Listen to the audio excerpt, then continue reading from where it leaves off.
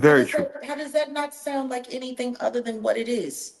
Mhm. They were looking to infect the jury pool as early as possible. Real life. If this ain't real life, this is AI. It ain't real life. Just say real life street stars. Know what time it is. Do you think his lawyers suggest? I mean, do you think that's just Diddy hubris, or like what was that as far as him just saying, "I'm going to record this whole process I of don't. Yeah, go ahead.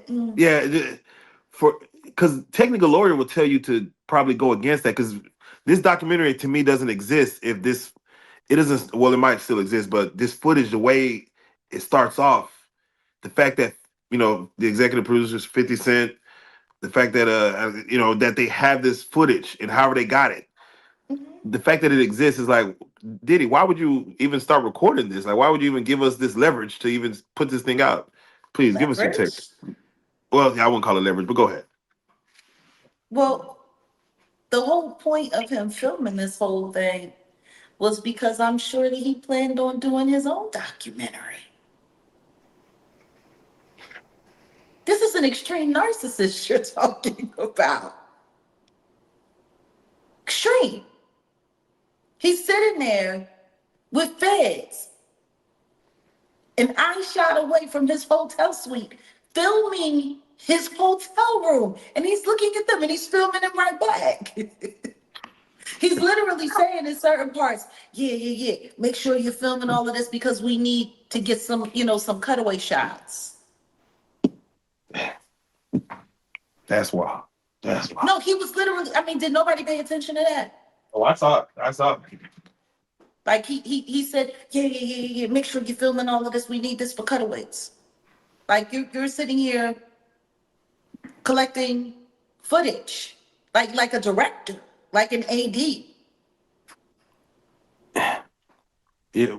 What does that say to the cameraman that, can anybody be bought or, he said, the cameraman said he recorded all this for Diddy and then of course Diddy Yeah, got locked up. So yeah. Diddy got locked up and he didn't get paid.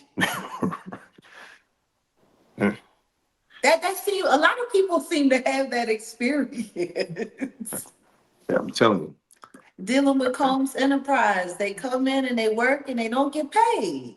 Oh yeah. Oh, we gonna build up to it real quick. Yeah, Uh so he was able to sell that footage to whomever he chose. The question is, how did anybody know about it?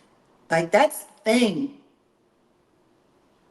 Like that's the part that it's so funny because people they get so excited. But when you've got a lawyer like Mark Agnafilo who is orchestrating your possible surrender, because as you heard him say in the beginning of the documentary, he was very clear. It's almost the middle of September and there's no indictment. As you heard Diddy say, I've been an exemplary client like you've asked. You said I've been an excellent client. I came here. I did everything you asked me to do. mhm. That's what they're literally having this conversation. Yeah, in that conversation, Diddy was worried about the outlook of the public versus the The victims and things like. outlook of the public. Oh, he was worried a lot more than that. Mhm. You don't think? He Oh yeah. literally sat there and said, we need comms. He's sitting there talking like an evil dictator. We need comms.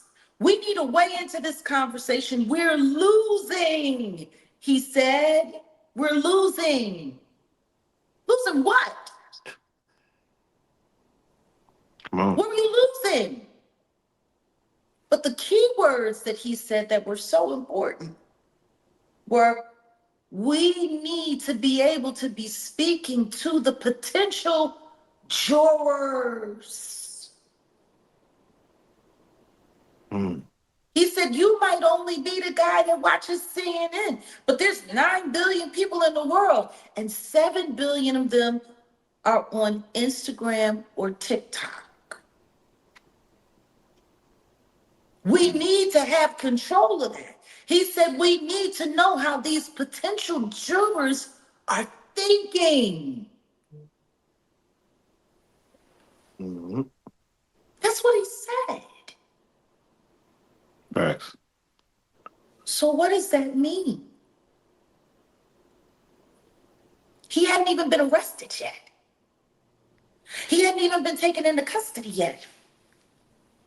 Damian Williams hadn't come forward yet with a list of the charges that they were charging him with and what they were taking him to trial for. That didn't happen until December. Mm-hmm. So once again, they were losing. Losing what? Losing at what? We need to have control of comms. We need to make sure that we know how the potential jurors are thinking.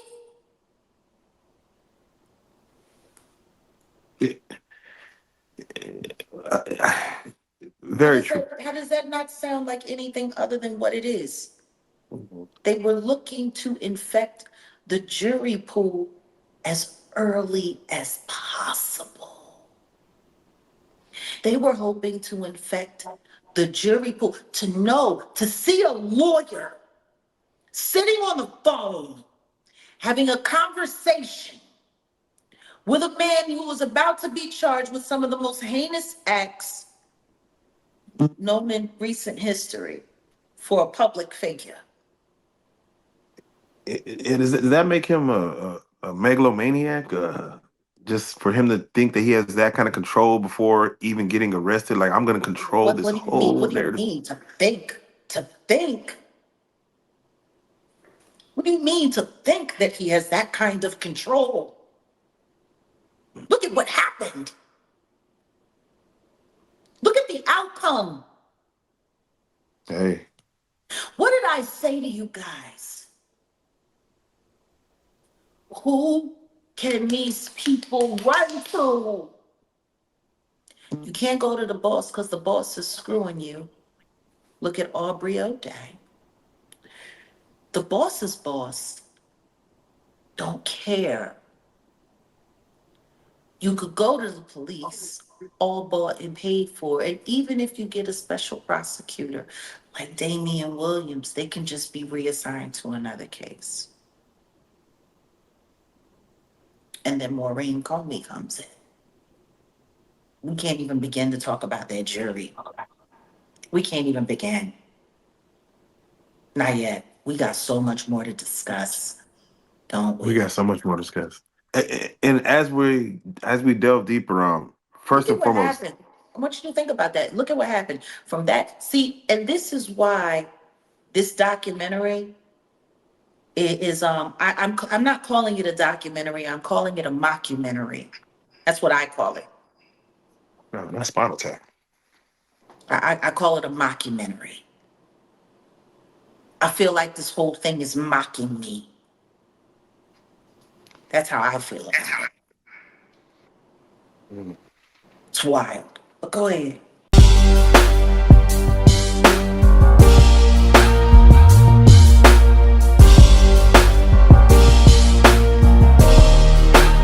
Shout out Reallyfe Street Starz, nigga. Move. Hey.